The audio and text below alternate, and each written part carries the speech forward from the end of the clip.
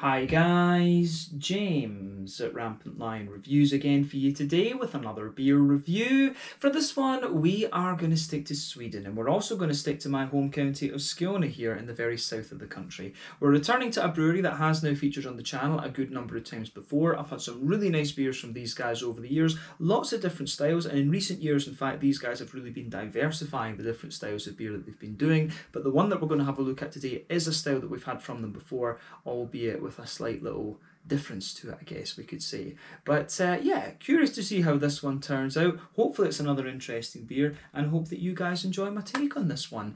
So yeah, for this review we are going to return to Eslöv, which is a little bit to the northeast of me here in Lund, and we're going to have a look at another beer from Remmarlöv Gårdsbryggeri. So this particular beer is the Sour Pineapple Guava. It comes in at 4.3% ABV, and this one is a Berliner Weisse, obviously with some pineapple and guava added into the brew. So yeah, really curious to see what this one has in store for us. The last sour beer that I had from these guys was mango and raspberry, and I believe that was the first sour beer that they released through Systembolaget actually. So yeah, they've released a couple since then, but this is one that just kind of caught my eye because I feel that guava is a fruit that I need to get a little bit more kind of acquainted with in terms of flavour. So I thought this would be a really interesting one, and I know that these guys are capable of doing some very nice beers. But the mango raspberry that we had last time was a really kind of light, easy going Berliner Weisse compared to, you know, the things you're getting from the likes of Elm 11, Duck Pond, Morgendagens and all of these kind of breweries. This one was a really kind of nice, light and easy going sort of Berliner Weisse. So I'm curious to see whether this one carries on in the same vein as that last one that we had. So like I say, hopefully this makes for an interesting review. But let's crack on then. So as always with my reviews, I'll tell you a little bit about the brewery before we taste the beer. If you want to get straight to the tasting, just fast forward. All the usual links are in the video description below. That's the brewery website, the link to my other reviews that I've done from Remmarlöv Gårdsbryggeri before, and I will no doubt add some more to that list in the near future. But there's all the usual social media down there. If you want to see more reviews, do please consider subscribing to the channel. The whole channel, of course, has a geography-based tagging system, so you can go into the homepage and search for beer based on country, city, state, county, province, prefecture, whatever it is you happen to be interested in. Do check out the playlists of beers from different countries. There is one there for all the Swedish beers I've reviewed for you. That's constantly being added to, and as always, please do get in touch and let me know some of the other beers and breweries that you guys would like to see me review. It's always great to hear from you guys that are watching the videos, and the support that you show the channel is hugely appreciated. So anyway, on to my brewery notes then to tell you a little bit about Remmarlöv Gårdsbryggeri once again. So Remmarlöv Gårdsbryggeri, as I've mentioned to you already, are based on a farm just outside of Eslöv. The clue is in the name, Gård, farm. And Eslöv is just a little bit to the kind of northeast of Lund here in Skåne and at the south of Sweden. But they've been brewing here since the autumn-winter of 2014, and then in January of 2015 they started selling their beers through Systembolaget. But the owner and founder of this company is Håkan Nilsson, and together with his wife Michelle, he started his plan for a brewery a couple of years prior to this opening. And the brewery is located on his family's farm, and he is the fifth generation of his family to earn his living in the countryside here in Skåne. But the old barn was renovated and a brewhouse of 1,500 litres was installed, and then Hampus Olofsson was hired as the brewer in August of 2014, having previously worked for Malmö Brewing Company. He's still there, which is pretty cool. But over the last few years, they've been gradually expanding their capacity, and they now have a 3,000 litre brew kit, and they invested a lot in new fermentation tanks in the spring of 2018, which takes their capacity up to a possible 800,000 litres of beer per year, which is pretty damn impressive. But in 2019, they opened up their summer pub, which for the moment opens every Wednesday, and they were planning to do some further expansion over 2020, but I think because of the whole COVID-19 pandemic that took a back seat. From what I was reading, the actual farm business itself was struggling through the pandemic, but the brewery really kind of helped them keep going actually because of their Systembolaget deals. And you know, if you've been keeping an eye on the local Småskalig stuff, you'll see that they've been pumping out lots of different things actually. The output that these guys have had over the last you know, maybe 18 months or so has been very impressive, in fact. So you've got to take your hat off to them for that. But as of July 2021, when I'm filming this review for you, these guys have produced 75 different kinds of beer, and you will find, you know, 2, sometimes 3 or 4 beers released from Remmarlöv Gårdsbryggeri every month. So yeah, they're doing all sorts of different things, you know, different IPAs, they're doing different kinds of lager beer as well, and you know, sours these days too, which is pretty interesting. But yeah, that's all I can really tell you about Remmarlöv Gårdsbryggeri for the moment. If you haven't tried some of their beers, probably the kind of classic one, I guess, from these guys would be either the Red Carol or the Red Slope, which releases in the winter, and they've also got a few. One of my favourite ones that I ever had was the local hops, because they've got a sort of collaboration, if you like, with the Krongård and company at Cornheading, who also have their own little brewery these days. So yeah, local hops was one of my favourite beers I had from these guys back in the day. But yeah, like I say, that's all I can tell you for the moment. If you want to learn more about these guys, you can check out the brewery website, you can follow them on Facebook and Instagram to keep up to date with all the latest goings on, and you can of course check out the Rate Beer, Untappd and Beer Advocate pages to learn a little bit more about all the different beers that these guys have done. So yeah, that is it. Let's get cracking on this review then. So I'll just let you have a little look at the artwork on this one before we open it up. And as you might see, it's a similar style to what we always get from Remmarlöv Gårdsbryggeri, and it's very similar to what we had on the sour mango raspberry, or sour raspberry mango. I forget the exact way the name of the beer was worded in this case. But like I said to you earlier, this one is a 4.3% Berliner Weisse with pineapple and guava added into the brew. This one I think was released as part of the Lokalis Moskalygd in May, so I've actually had this sitting for a wee while. I just never got around to reviewing this one, but yeah, finally getting it done now. But 330ml can, and I think I paid maybe about 30 Swedish kronor for this, so that's €3, about £2.50, and I guess somewhere in the region of you know, about $3.50 American, something like that. But yeah, 4.3% Berliner Weisse. Let's get this guy out and we'll get on with the tasting then. Curious to try another sour beer from Remmarlöv, of course. So yeah, like I said, the last one we had in this style bracket from them was very kind of nice and easy drinking. Just sugar it up. There we are. So no sediment visible on the bottom of the can, as far as I can see. Yep, no, quite clean on the bottom, so I think we've got any sediment that there was. But I'll tell you something, as soon as you open up this beer, you can smell that big sharp character from the guava. I've always found guava very bright green and slightly sharp fruit, but before the head disappears in this one, you can see that it poured with probably about a finger and a half of a frothy, I would say perfect white head. That is going to fade away pretty damn quickly though. You can see it already doing that. It's contracting away down. It's at the point where it's now about a half finger at the moment, and that is, yeah, it's going to disappear. But yeah, as you can see from the colour of the beer, it's a lovely kind of bright mango juice colour, lovely bright yellow. So remember, the colour of your beer depends on 1, the type of malts that you use, 2, the length of your wort boil. The type of malts determines the magnitude of the colour, and then the wort boil determines, you know, it can make the beer a little bit darker basically because of the caramelization of sugars. And when it comes to sour beers, you've also got to care a little bit about the types of fruits that are added in as adjuncts, because obviously if you use berries and things, this is when you're going to get some of these wonderful kind of red colours that you see.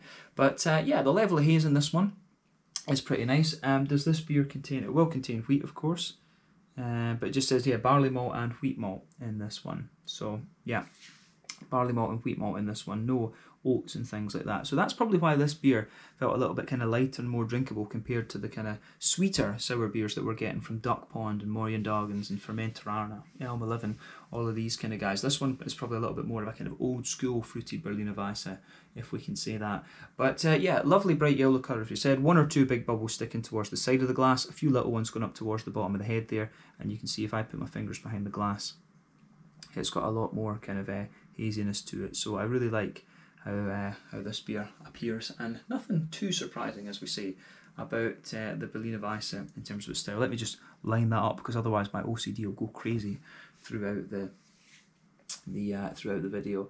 But yeah, that's it. Certainly looks nice. Let's take a closer look at the aroma and just see how we get on with this one. Oh yeah, this smells very, very nice, I have to say. So straight away with this beer, you know, it comes across as like quite a smooth, white, bready, wheaty, fruity beer actually. I mean, I really like how this one goes about its business. I'm curious to see how it's going to translate into the flavour right enough. But as I've always said with these Berliner Weisses and Goses and things, I always find the aromas and the flavours of these beers very straight shooting. But if they're well crafted, they can be absolutely beautiful. Not the most complex of beers, in my opinion. But yeah, if done well, spot on. And I think this one could hit the spot with me, I think. We'll just need to see. But yeah, straight away with it, you can smell that sort of bright green, almost slightly sharp guava note out of this one, and you can smell the kind of juicier pineapple in there as well. But we'll come back to that in a minute. Let's focus on the kind of malty and hoppy component of the beer. So, pardon me, this one, as we say, the backbone of this beer, I think it'll probably be a mix of like pale malt, maybe a bit of Munich malt or something like that, and you know, just straight up wheat that's in this one. It does have quite a kind of thick white bready base to it, and again, it's very, very straight shooting in that sense. You can smell like a fluffy, fresh white bread in there. There's a wee touch of bread crust, of course. You can smell a little bit of the kind of thickness and smoothness, if you like, from the wheat itself. The wheat gives you a wee touch of kind of dryness to the beer, I would say. Yeah, lovely big fluffy white bready notes. A bit of kind of, as we say, a little bit of kind of smoothness in there as well, as we say, but also a wee bit of a, as we say, also a little bit of a kind of, how would you say, a little bit of a, there is maybe a wee tiny bit of sweetness in this one. So the thing you'll notice about this beer is that while it does have a wee bit of that almost slightly yogurty quality that you often get from these big fruited Berliner Weisses and Goses, it does have a wee bit of that kind of petit filou yogurt type thing. You do get a little bit of that. It really, you know, you get a little bit of that, but it's certainly nowhere near as kind of prominent and candied as we've had in some of these other beers that we've had from other breweries, if you like. So yeah, big, you know, soft white bready base in there, a little bit of a bread crust, and there's a bit of a kind of smooth, wheaty element to it as well. But then sitting on top of that, as I say, you get a little bit of a kind of petit filou yogurt type thing. So yeah, I like how this, I do like how this beer goes about its business in terms of the malty side of things. You do get maybe one or two little woody notes out of it, and you can smell a little bit of the kind of yeasty influence in the beer as well, which is really nice. On the hoppy side of things, it comes across as pretty noble. You know, I think this beer, going by the aroma, I think it does have a little bit of hop in it. Let's just check. So, oh, it doesn't have hop listed. I thought this one actually would have had a little bit of hop in it because I was getting quite a wee bit of grassiness out of it. But yeah, I get a little touch of smooth earthiness out of it, a wee bit of herbal character as well. But for me, there's a little bit of there is quite a bit of a kind of grassy quality to this one. I get a lovely kind of bright grassiness out of it, which I think is absolutely lovely. So that gets a thumbs up from me. I have to say the grassiness from this beer is very, very nice. So yeah, it's got a lovely just kind of fresh quality to it, I would say. So yeah, lovely big fresh grassiness to this beer. And that kind of sits just underneath all these fruity notes, which is great. But yeah, the fruits are pretty much straight up. I mean, you can smell the guava is the thing that's given this beer a real smoothness in the fruity character, but it also gives you that kind of sharpness. I don't know if tartness is the right word, but it's also got a little bit, say, a very bright green and slightly sharp sort of big, I don't know, could you call it a zestiness? But yeah, the guava is really the more pungent fruit out of the two in this, I would say. But the pineapple kind of lingers there. The pineapple, the guava gives you a bit of the kind of thickness to the fruit, if you like. It gives you the brightness and it gives you the kind of green component of it. But the pineapple is giving you the slightly more juicy and softer note underneath. So this is a really interesting combination. I think the guava is really the one that's blended in with the fruit and the yeast and stuff like that, and the pineapple is there giving it a wee bit more depth. So yeah, an interesting aroma out of this one. I'm a bit surprised, as I say, that this one didn't have hops in it, because I thought maybe a little bit of noble hop in here with the bright grassiness. But yeah, I think this one is going to be quite interesting to try, actually. So yeah, this one is the sour guava pineapple from Remmarlöv Gårdsbryggeri, a 4.3% Berliner Weisse from here in Skåne in the south of Sweden, just outside of Eslöv. Let's get stuck into this then. My second sour beer from Remmarlöv. let's try. Slàinte, skål, cheers.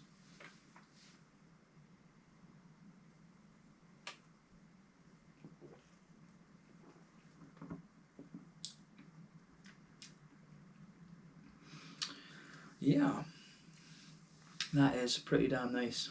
I have to say, I do think I probably, just on first impression, I think I like this one a little bit better than I did the raspberry mango.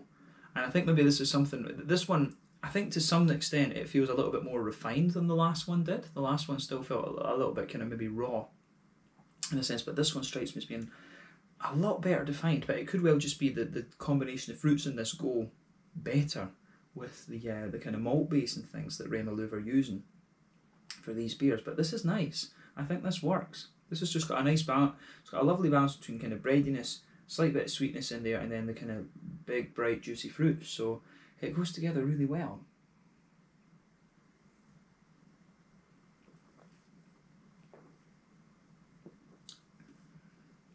So, yeah, fruity character of this one for me is very, very interesting.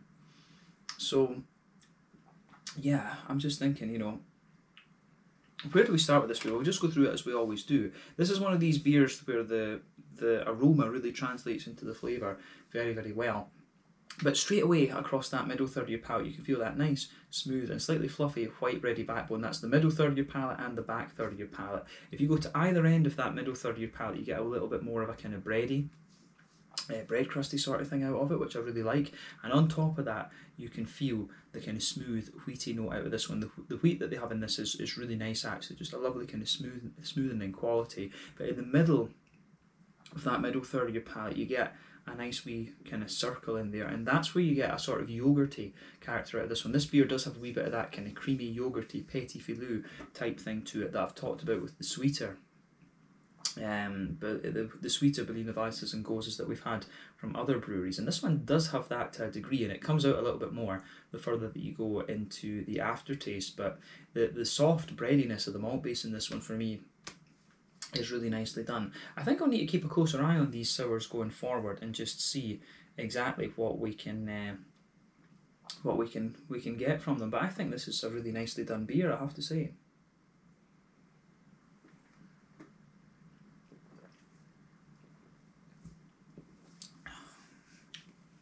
So the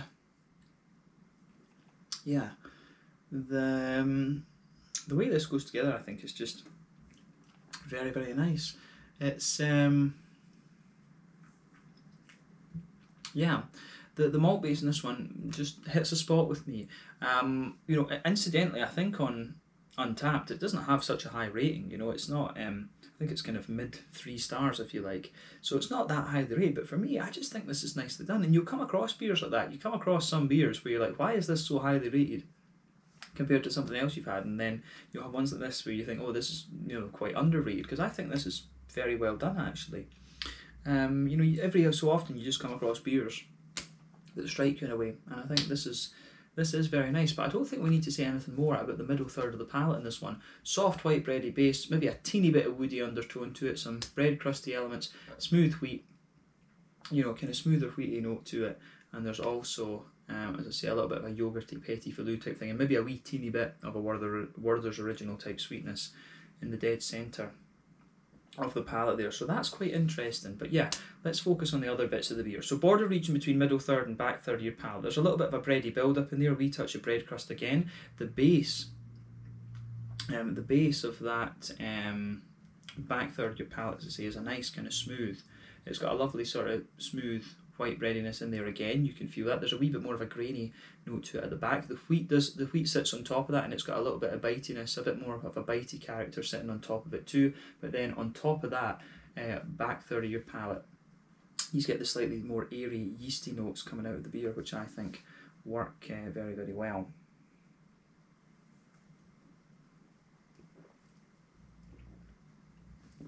So yeah, fruity side of this beer for me goes together very, very nicely in a lot of ways as well, and it just complements this kind of malty, yeasty backbone that it has. So when you start at the back of your palate, you can feel the kind of yeasty the flavour of the beer is a bit taller on that back third of your palate. It condenses down as you come further forward, and it just squashes together a bit more as you go into the middle third of your palate. So I like that about this one. But on the kind of hoppy sides of your palate, if you like I say, this beer doesn't have hops in it, but it still feels as if it does, to be quite honest with you. A bit of placebo.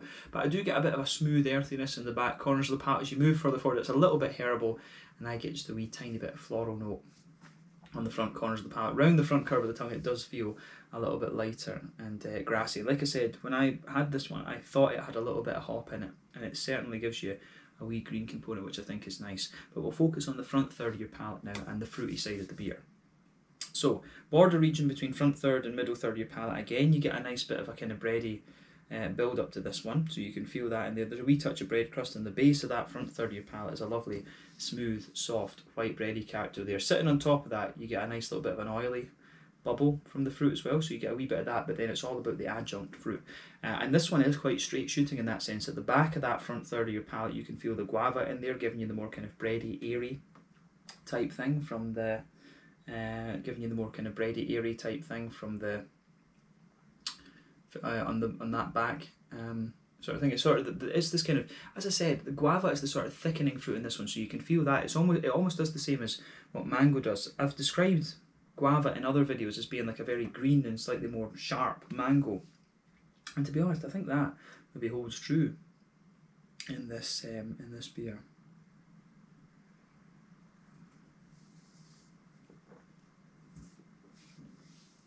But yeah, it certainly works.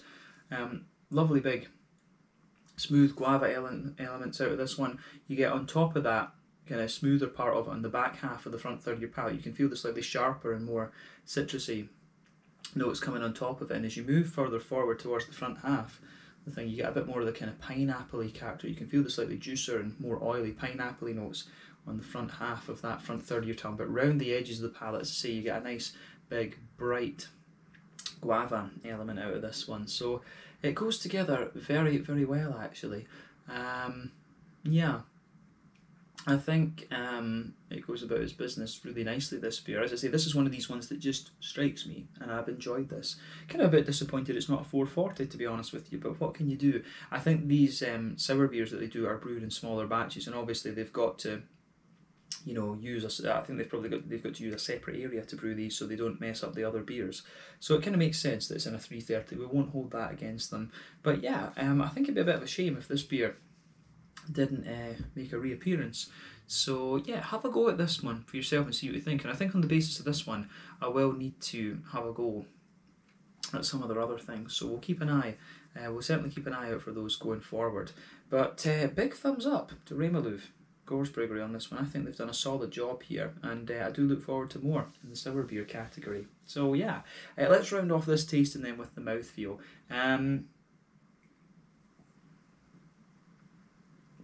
Definitely a more, as we say, definitely a more kind of mid to sort of mid to light bodied beer, this one. The carbonation is very, very smooth, of course, which I can certainly appreciate. And it's still quite clean. It has a little bit of cleanliness and crispness to it as well, which I think is great. So the mouthfeel is nice in this one. The malt base, as we say, is a bit smooth, and it kind of thickens up a wee bit. You get a wee bit of a kind of bread crusty element in there as well. But yeah, I think that works. I do think that works very, very nicely in this beer. The way that kind of pushes together is great. So yeah, on the, as we say, on the kind of IBU side of things, I think technically speaking this will be 0 IBUs, but I'd be surprised if there's not like about 5 or something in this one. There must be a little bit of bitterness to this beer. Like I say, malt base is very smooth. It's got a degree of sweetness and a bit of yogurtiness to it. Lovely bright kind of green characteristics to this one, and lovely soft and quite ripe fruits. As I say, the Guava gives this beer almost a little bit of zip, I guess we could say. But yeah, I think this one has been really enjoyable, and I look forward to polishing off the rest of it off camera. So yeah, I think we can leave it at that for this tasting. So impressed with this. Well done to Remmarlöv Gårdsbryggeri, actually.